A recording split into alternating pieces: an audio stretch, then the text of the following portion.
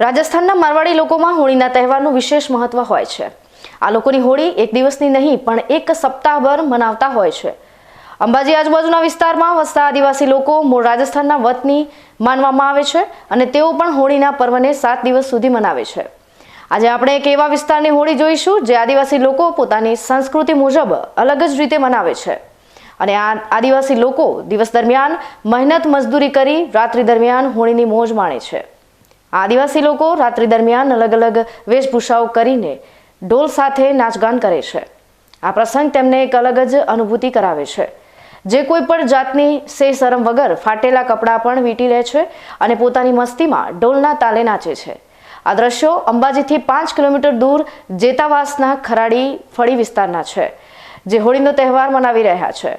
આ લોકો એક જગ્યાએ નહીં પણ અલગ અલગ ગામડાઓમાં જઈને પણ આ જ રીતે હોળી મહોત્સવ મનાવે છે અને વર્ષો જૂની પરંપરા જે રીતે પહેલાના સમયમાં જે પહેરવેશ પહેરતા તેવા વેશ કરી પરંપરાને સંસ્કૃતિને આજે પણ જીવિત રાખી રહ્યા હોવાનું જાણવા મળી રહ્યું છે।